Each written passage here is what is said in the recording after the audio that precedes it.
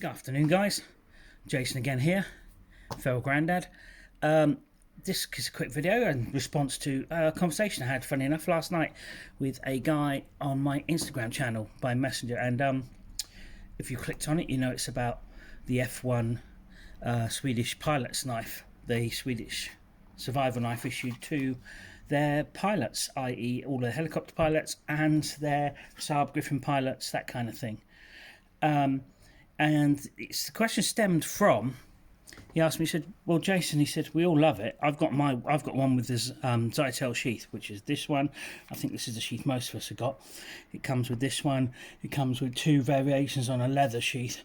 I don't have those, so I can't show you, but this is the most popular one. Anyway, so the question from this lad in America was, well, how does he fit it on his loadout, i.e. his military kit? I mean, he said it's got a belt loop, that's fine. He said, but how do they fit it on the molly or whatever? And the answer is, well, they don't. They don't use this sheath. They use a completely different sheath. They use this little beauty here. This is the most simple sheath you'll ever see. It is same stuff, Zytel, and it is literally just a pouch sheath. Okay? So if you want to see how they fit this onto their loadout, I'll explain it now verbally, but if you go into Google and put in Fallkniven F1 ASF Swedish pilot survival sheath, I'm pretty sure a picture will pop up. I couldn't get it and put it on here because of copyright reasons. It's copyrighted on the Fallkniven website, and quite right too. Okay, so how does this fit? Well, I'll show you how the knife goes in a minute, but basically, if you look here, you'll see two things. You'll see a slider and you'll see a popper.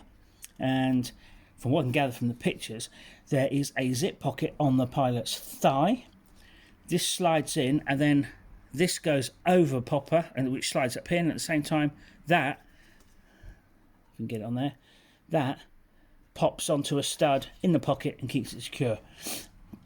Now, I know from my son Jordan that military pilots are, they're cramped for space anyway, and fighter pilots in general are cramped for space. So having a loadout with something as bulky as this on is just not going to be suitable. And this is a pretty small knife. I mean, compared to what a lot of people consider a survival knife, this is quite small. But that goes back to a different philosophy for the Air Force survival instructors over there in Sweden and Scandinavia. They think that if you crash into the northern wilderness on the Scandinavian Russian border, your first priority isn't going to be to stabby Russian special forces. It's going to be survive against the elements.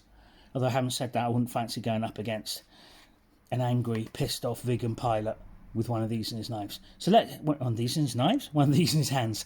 Right, so let's show how it goes into the sheath. God, it's simple. It's nothing, is it? It's just like, let's take it out here. This is my well-used and abused F1. Been all over. Convex grind, very nice knife, we all know. Loved by, as I said, bushcrafters, preppers, and military buffs in general. It's a great knife. Bit different from the usual kind of Scandi grinds. Maybe we'll get onto that in another video one day. It's a convex grind. But this isn't about the knife, it's about the sheath. And here it is. So it literally goes in there. And that is the retention. The friction fit, there you go, pretty good. And at the depth, I mean, you can see it goes well in there. This is basically a Scandinavian pucko sheath on steroids. This is a Zytel, a kind of hardcore plastic material, and it's just very simple. So as I say, that would go into his thigh pocket, which had a zip here like this. Zip it down, slide it in, do it. I might gather with the knife out. That would go over the stud and slide up there, and it would be locked off with this other stud here. Then the knife would be put in. All this is on his thigh out the way, and zip. And because it's such a nice small overall knife, it was a nice compact unit on his thigh. Now, I've got a couple of military mates over in Sweden, and I sort of like reached out to them, was chatting to them. I said, so during an escape and invasion scenario, is that the SOP? Would they keep it on their thigh? Because obviously in a zip, etc., it's not massively accessible. And he says, well, during their survival training, their SARE survival training, they would configure it very traditionally like a Norwegian neck knife, like a lot of us guys with Moras and Hellies would carry it anyway. A lot of us carry them as neck knives. So I'll just show you that quick. I'll use some white paracord so you can see it easily. Literally, just got some paracord. I did this with this sheath that I got recently, but I use like an orange paracord, so if I put it down I don't lose it because I'm idiot. So you make a loop, slide it through, carry it down, open up, and that gives you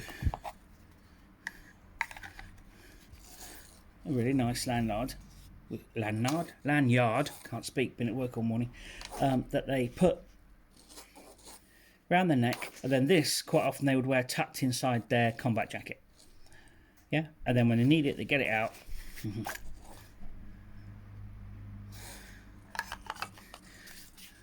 So, once again, it's a very simple pucko kind of style sheet, just made in plastic. It is incredibly tight. I assume over years that would loosen up, but would it? Would it really?